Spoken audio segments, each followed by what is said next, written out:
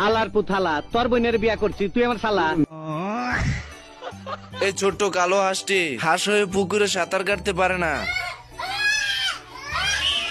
बेकार है भैया मैं तो टूट गया। সাঁতার না জানার দুঃখে জঙ্গলে এসে হাঁসটি বসে বসে কাঁদতে থাকে। তা দেখে জঙ্গলের প্রাণীরা এসে বলে, বাইক না তোমার বডির এই অবস্থা কে? সুইমিং লাও নাকি?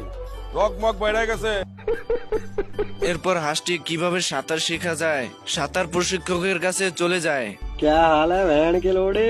আমি বলুম না, আমার শরম করে। এটা কোনো সিদ্ধি ফিদ্ধি না, এটা সবজি। আচ্ছা কিনছি রে কিনছি, আমি টেনশন কিনছি। সাঁতার প্রশিক্ষকের কাছ থেকে বুদ্ধি নিয়ে সাঁতার কাটতে চলে আসে।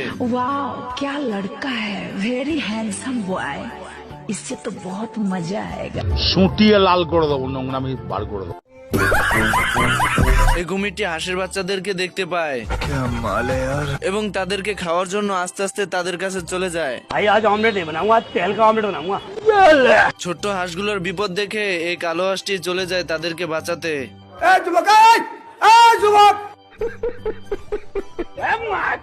কুমিরটি হাঁসটিকে দেখে ফেলে এবং লেজ দিয়ে বাড়ি মেরে তার মুখের ভিতর ভরে নেয়, কিন্তু বেশিক্ষণ রাখতে পারে না কারণ হাঁসটি দাঁত ভেঙে বেরিয়ে আসে। তোরা কে কোন আস আমার বাসা, আমার বোর কাপড় পরছে আমার শাশুড়ি, আমি জানতাম না। এরপর কুমির এসে হাঁসকে কামড়াতে গিয়ে গাছের কুটির ভিতর আটকে পড়ে, কিন্তু কুমির অনেক ছোটাছুটি চেষ্টা করেও বেরোতে পারে না এবং স্রোতের সঙ্গে চলে যায়। এরপর হাঁস আস্তে আস্তে নদীর কূলে চলে যায় তার বন্ধুদের কাছে। তার বন্ধুরা খুশি হয়ে স্লোগান দিতে থাকে।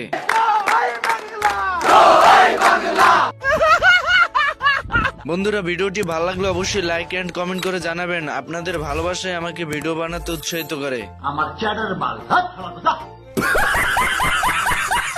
এই হাঁসটি কুকুরটিকে খাঁচায় বন্দি করে দিল্লি থেকে পাকিস্তানে নিয়ে যাচ্ছিল। তা দেখে কুকুরটি বলে ওঠে, दिल्ली নয়, পিন্ডি নয়, নয় অন্য কোন দেশ, সবার আগে বাংলাদেশ। আর এদিকে কুকুর খাঁচা থেকে বেরিয়ে হাঁসের সঙ্গে সঙ্গে নৌকা অব্দি চলে আসে, কিন্তু হাঁসটি বুঝতে পারে না যে কুকুরটি বেরিয়ে গেছে।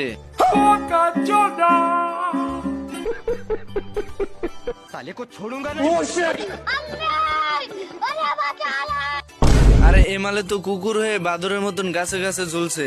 सब क्या देखना पड़ रहा है? अच्छा है मैं अंधा हूँ। তার মানে গাইস, ডিজিটাল যুগে আধুনিকতার ছোঁয়া পেয়ে সব আপডেট হয়ে গেছে।